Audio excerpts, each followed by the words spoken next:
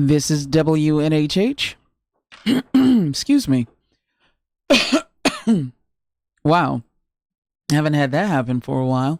103.5 FM, NewHavenIndependent.org. My name is Michelle Turner, and I will be babbling for the next 25 minutes. I don't have a guest, so, and I really don't have much time. So I'll go through with what I have. So, first of all, let me say it's good to be back. Great Give was last week, so I did not have the opportunity to be on air and babble then. I've been trying to get Tony McLean on, and Tony, of course, is working. And so his schedule does not necessarily fit with this time slot, but we're trying to work it out. I'm also in the process of looking for some more folks to talk sports because there's been some very interesting things happening as far as NBA, as far as WNBA, and of course the draft, NFL draft.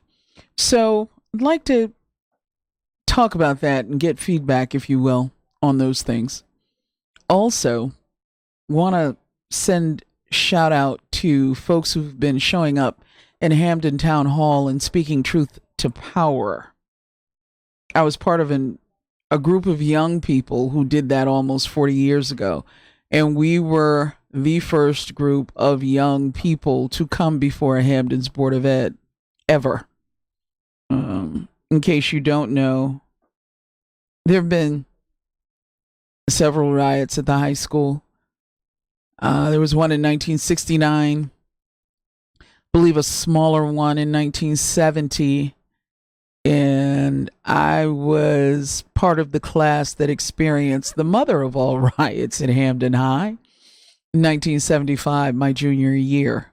So it's good to see folks going out, speaking truth to power, and really, truly motivating those who are in spaces of power to at least think about what they're doing, what they're saying, and how they are writing laws. That's very important. It's very important from the standpoint that they are listening to the people and they are listening to the folks who will elect them to office. And they have a responsibility to their community. And it's good to see that they're recognizing that. So hats off to you all. Speaking truth to power. I dig it. I dig it. I dig it. And speaking truth to power, speaking of it, some interesting things going on down in Washington, D.C. I love D.C. I love busboys and poets. I'll go hang out on Howard's campus, but you know I'm an Aggie through and through. So, but you know, you go hang out and you try to celebrate with other people.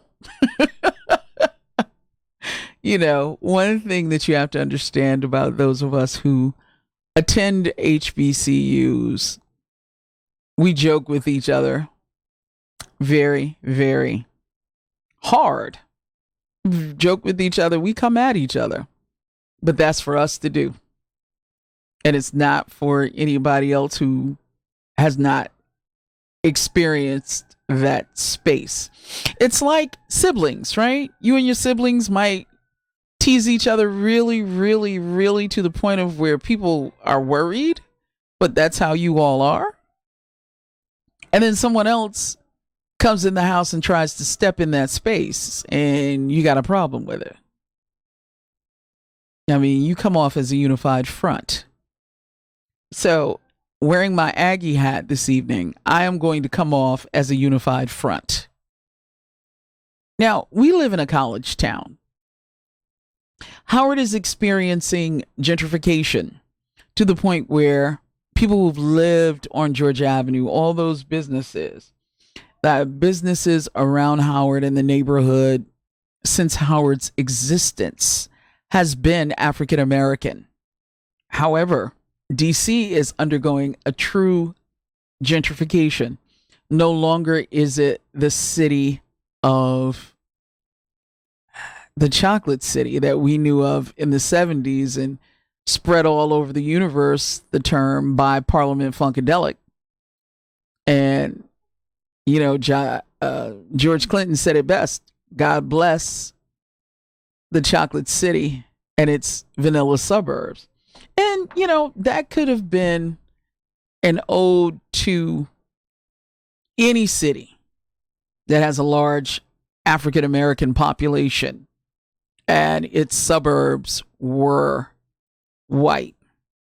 Newark, Detroit, Chicago, Los Angeles, even though it's very spread out. Houston, Atlanta at one time. But now whites have come back into the city because they want to have that city experience. They don't want to take their car in and park it to work and drive back out. They want to have the experience of walking through a city and experiencing everything urban life has to offer, so to speak. And in their doing so, they've made places least affordable for the residents who live around those universities. Texas Southern, from what I understand in the article I just read, is also experiencing the same thing, to the point where the faculty can't even rent housing in the area because it's become so gentrified. And, you have the argument, right? That when the gentrifiers move in, your services get better. You get your trash picked up more often. People are adamant about getting the streets swept, and, your tax base suddenly becomes a little higher, right? Valuing properties higher, and the schools become better. That's what they say. We will see. And so your neighborhood takes on a different quality of life, one for the better. Most people appreciate that. But what they don't appreciate is the fact that they can no longer live in neighborhoods that were once not only affordable, but were considered poor neighborhoods. Now you have 80% of the businesses beginning to close on Georgia Avenue because they can no longer afford the rent to stay on Georgia Avenue. So the big thing over the past few weeks is you've heard people talk about walking their dogs on Howard's campus. Now, I live in a town where Father Yale has its doors and gates locked, and they've had gates and locked gates ever since I could remember. Probably, we moved here in 1970. Ever since I can remember, gates have always been locked. Granted, there are certain places on the campus where you can walk through. You can walk past Sterling Library. You can walk past the law school, Graduate Hall of Studies, the med schools in the Hill. You can walk past that, and some have open green spaces. But I would never think, as long as I've lived in New Haven, that I could go on Yale's campus, plop down a blanket, and get some sun. It's not even where I'd want to do it. Or if I had a dog, to walk my dog through Yale's campus and not pick up after it. I mean, we have open streets, right? I'm thinking about Sterling Library and how it faces out to, is it Chapel Street? No. What is it? Prospect Street. The Div School on the Hill, Prospect Street, that's relatively open. But I would just never think about walking my dog through Yale's campus, letting it relieve itself, and not cleaning up behind it. One person even had the nerve to say that Howard should just move. Howard University is a private, federally chartered land grant university. If you don't know what that means, look it up.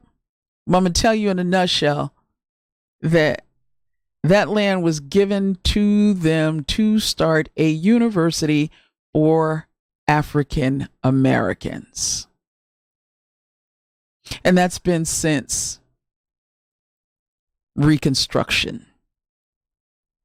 So for somebody to suggest for Howard to get up and move because it's an inconvenience has lost their mind. And that's me putting it gently. The nerve of you to think your privilege allows you to say Howard needs to leave, needs to go, is quite distressing. And I fully understand those young people protesting. My understanding is this campus, which is the home of most Divine Nine organizations, it's where we got our start, has people not only sitting on the plots, but letting the dogs relieve themselves on the plots. That's madness, y'all. That's just plain madness. So now there is some type of movement underway, if you will, to try to get those who are living around the campus of Howard to understand what it is and what it means to the African American community. Really? Are you serious? Maybe it's just me. But when I move into a neighborhood, I try to do a little bit of background, ask who knows what about the neighborhood, try to figure out whether it's someplace I want to live, right? Maybe walk through there at night, try to get a real understanding of what the neighborhood is during the day and in the evening, so there are no surprises. But for you not to know, and you know what? Maybe I'm asking too much, because as a rule, African Americans know way more about white folk and their lifestyle than white folk know about us. And I'm speaking from my own experience, but I think I got friends who would tell you the same thing. You know, I know about Yale. I also know about Morehouse. I know about Harvard. I also know about Spelman. I know about Hampton. I also know about MIT. But, and I can bet you it's only been over the past 3 to 5 years that you have had white students know about those schools because they may have friends who've applied to the schools. But it's not part of their everyday lexicon. So now you have to be educated about Howard University, a school that's almost 200 years old, that took in former slaves. The school of Kamala Harris, who's running for president, Paul Laurence Dunbar. It just blows my mind. There's numerous Roberta Flack taught there. And you know nothing about Howard University, and yet and still you're moving next door to it. For all you could have cared, it could have been a brothel, right? But that didn't matter because it's African American. I cannot imagine walking my dog through Harvard Square, through MIT, and letting my dog go to the bathroom and not have somebody say anything about it. I think the president of Howard recently came out with a statement. But what is this? Where's the respect for your neighbor? Where's the respect for the fact that it's a place of learning? And for someone to actually say, well, it's public property? No, it's not. It doesn't belong to you, and it doesn't give you the right whether you've paid $1.5 million to live on Georgia Avenue. Have some respect for folks and their traditions. Have some respect for folks and their universities. Have some respect just for the simple fact that it is a place of learning. Got to do better, people. You definitely have to do better. And you have to know better. You don't know anything about Howard University? Google it. Google the acronym HBCU. Understand what that means.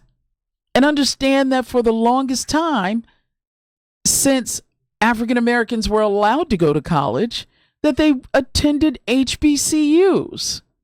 I never will forget coming home and saying to my father, well, I want to go to Wellesley. And he looked at me. He said, okay.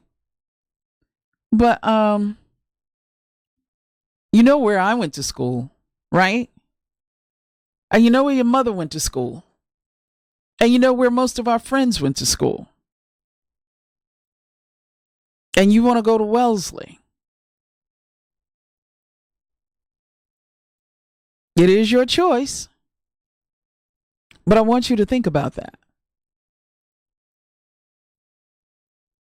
My father started out at Morehouse and picked tobacco here outside of Hartford so he could pay his tuition. 'Cause that's what they did back in the day. And when he ran out of money, couldn't see his way around it, he figured things out and ended up going to Albany State, which is in Albany, Georgia. My mother was a transfer student to Mississippi Valley State. Mississippi Valley State is in Itabena, Mississippi. She ended up there on a basketball scholarship. She is the first woman in their Sports Hall of Fame. Both of my parents are HBCU graduates. I'm very blessed in that respect that their parents saw fit for them to go to college. Mississippi Valley State is the home of Jerry Rice of the San Francisco 49ers. Yeah. And I can name some folks from Albany State, but I'm so incensed I can't go back that far in my memory right now. But there's this whole disrespect for a very important institution to the African American community. James Weldon Johnson, Lift Every Voice and Sing, is a Howard University graduate. So I don't understand what the disrespect is. Maybe Howard should put up gates. Maybe you should have to be buzzed in. I know when I go to Hogwarts, the jazz concert on Yale's campus, you got to get there early enough so that you can get buzzed in to walk through the courtyard and then go into the building where the concert is. So maybe it's time for Howard to take a look. I went to A&T. It's a state school. It is wide open. You can drive right through the campus.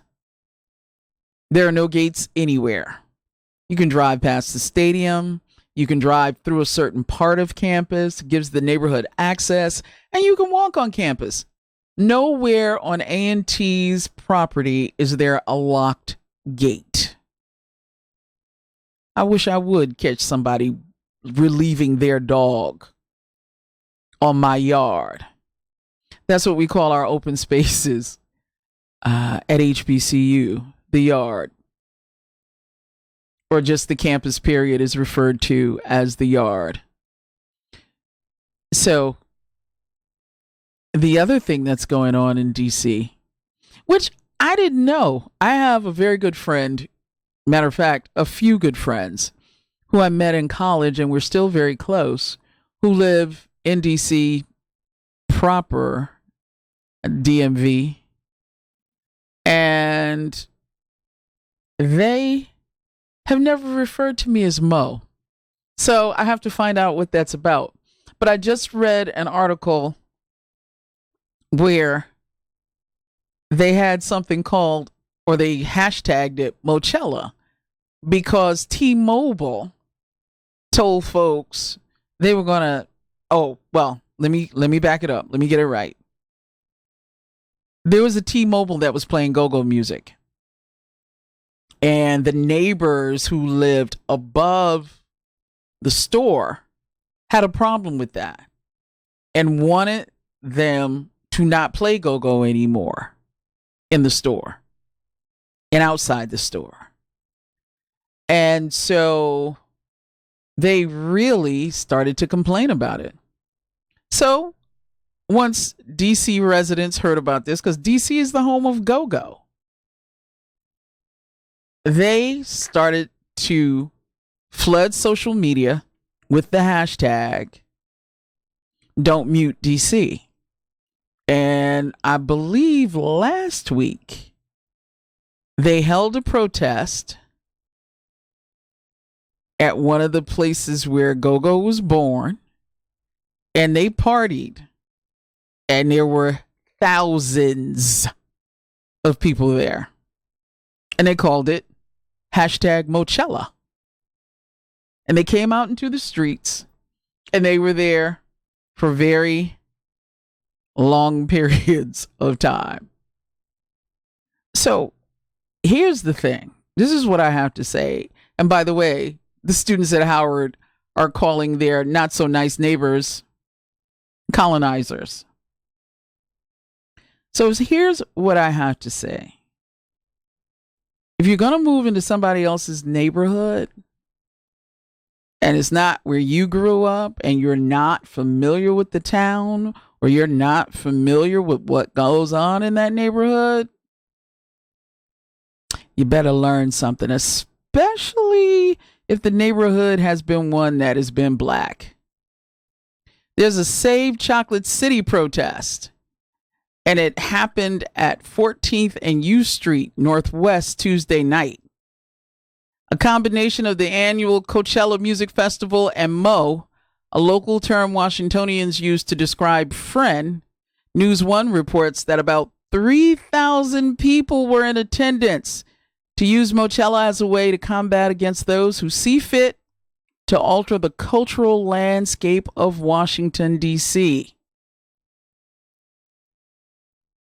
Protesters didn't take too kindly to their efforts at silencing something so recognizable to that historic Shaw Howard neighborhood, and consequently launched the Don't Mute DC movement, hashtag Don't Mute DC, to stop city officials from banning the playing of the recognizable funk and R&B beats. Mochella marks the third protest since those grievances were initially filed in April. And some people were coming up to police. Residents that lived in the condos nearby told the police they wanted them to make arrests. Imagine if somebody's in my neighborhood and they're playing music and I'm just moving in. I may not like it. It may be a little too loud, but I don't think I'm calling the police. Unless it's like above me or in my driveway, somebody that I don't know and they're there for a few hours. Might have some talking to before I call the police, but I'm not calling the police right away. Police got other things to do than to chase down somebody who's playing loud music. Really? But the condo residents told people they aren't allowed to chase because illegal ATV and dirt bike riders showed up at the protest. And the residents that lived nearby told them they want the police department to make arrests. The cops say they are not allowed to chase. New Haven is good about that. Hamden, you need to get it together. There's nothing we can do. That was the police's response. But 3,000 people showed up for Mochella. And somebody's Twitter account says, Mochella is the perfect response to those who gentrify our spaces while refusing to embrace the culture of our neighborhoods. Natives shouldn't be required to accommodate those who have no intentions on fully understanding the area's history. And this was somebody from Oakland. Okay. Most DC thing. This is someone else's Twitter account. Most DC thing, Mochella. Hashtag don't mute DC. Hashtag get up DC. So here's the thing. Again,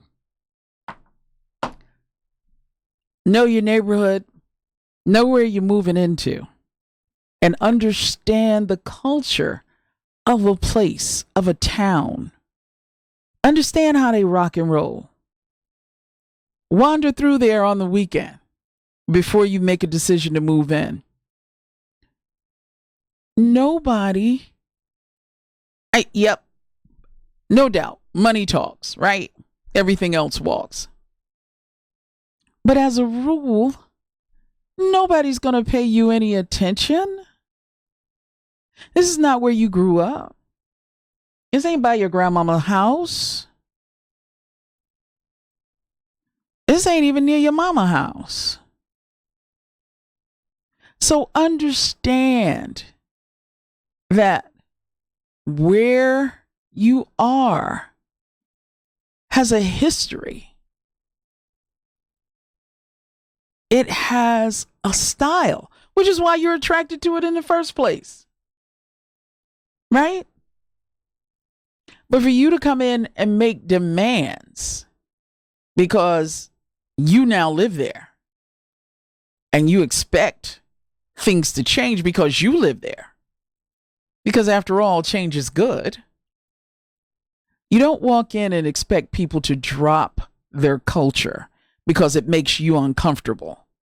You don't expect people to drop their culture because it's something that you're not used to. You don't expect people to drop their culture just because you don't like it. It's not how the world works.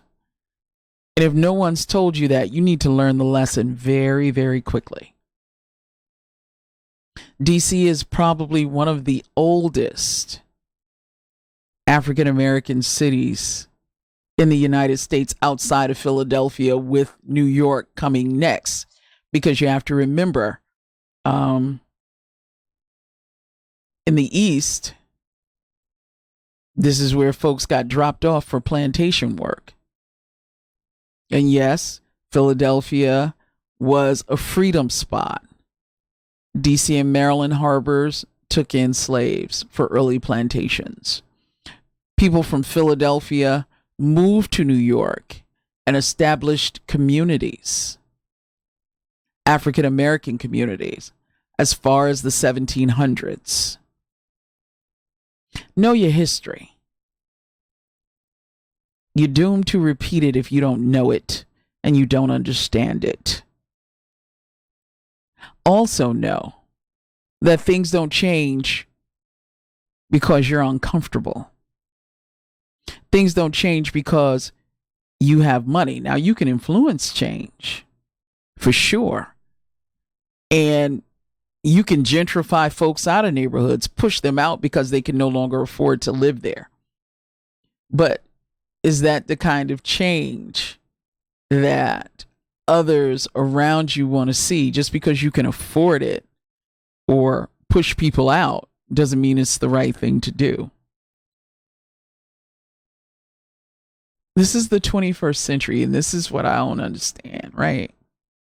All those years ago, when I stood in the streets and I protested and I spoke truth to power and I decided to become a reporter because I wanted folks to have information and not be misinformed, I just knew that all the hard work we did as babies of the civil rights movement. Granted, I didn't get hosed down. I didn't have dogs chasing me. But I sat at tables as a teenager and tried to negotiate so that folks in Hamden, and not just me, there were other people who were sitting at that table. I'll put it that way. I'm one of many that sat at that table and negotiated and spoke truth to power so that we could walk freely in this society. And it's come full circle back to having to speak truth to power very loudly, very vehemently. And so, moving through this century, we're back almost to where we started from 100 years ago. And it saddens me that my daughter has to pick up this mantle and continue it. I've been told about my privilege very nicely from a dear friend who is from Africa. I was having a discussion and we were like, not going to the protest. And she said, it's nice that folks can come home alive from a protest. It's nice that folks don't end up missing from a protest. So, America has big faults. And yes, some of us don't walk away from protest without being physically harmed. We know that. I know that. I was fortunate enough during my days that did not happen. But understand, it is important to speak truth to power. It is important to preserve culture. It is important to let folks know how you feel and to push back and say, we're not going to stand for this. I'm not trying to incense anybody. What I am saying, though, is that the time is now to speak up and speak out so that hopefully in another 100 years, my descendants can walk anywhere, can live anywhere, that there are no things up somebody else's sleeve, a colonizer's sleeve, so that they are disadvantaged still. My grandparents thought that us going to college would give us a certain type of freedom, that being educated gave us a certain type of freedom. And it does. I'm not going to knock that at all. But the things that they wanted for me, I may not ever get to have in the 21st century. A century I'm not going to see my way out of. Just know that people need to be respected. People are tired. And I'm talking all the way across the board. Our political climate right now is exhausting. I cannot watch the news fully. I watch news once a day. I've gone from someone who watched the news as much as I possibly could. And part of that was work related, yes. But the other part was that I was a nerd like that. I watch news once a day now because I don't see things getting done. And I see people protesting, and I see people angry, and I see people not willing to compromise, respect people of color, or listen to them. Again, and the protest piece ebbs and flows, right? So we're back to almost where we were 60 years ago. the time of my birth.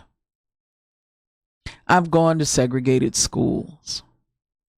I know what it's like to be in a segregated school system. Wasn't anything ugly per se. I didn't know the difference, but I spent 2 years of my education there.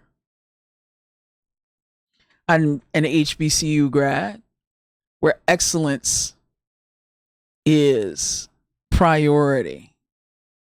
You don't get to doubt yourself in that environment. You got to pick yourself up, dust yourself off, and go. And there are instructors there to help you turn out to be the best you can be because they see the potential in you. It is not about whether you can make it or not. It is you're going to make it because you have an obligation to those folks that sent you here, and you have an obligation to your community. So you are going to make it. So, in a nutshell, I hope those young people in DC keep speaking truth to power. I hope DC does not lose its culture. I hope people respect Howard and Texas Southern and Spelman and A&T and Fisk and Cheney State and Lincoln University and Hampton University, like they do Wellesley and Vassar and MIT and Harvard and Yale and Princeton. Keep speaking truth to power. You're listening to the show on WNHHLP 103.5 FM, broadcasting live from downtown New Haven. We are streaming live on TuneIn Radio and newhavenindependent.org. We're also streaming live video on Facebook Live. All you have to do is go to facebook.com/New Haven Independent, or just go to your Facebook page and look us up. I'm in need of a haircut, so hopefully by the time I come back next week, that will have happened. I will have guests because I'm setting some things up now. And hopefully Tony McClain or the likes thereof will be back on the show. Thank you for allowing me to spew my opinion. Thank you for listening. Keep listening. Keep viewing. All right. My girl Babs is back from Paris, and you know she's running these New Haven streets. I'm not going to get the chance to catch up with the squad this evening because I have other work that needs to be done. Boo. But you know you're going to see us on social media before the weekend's over. You realize that. Back together again, baby. Peace.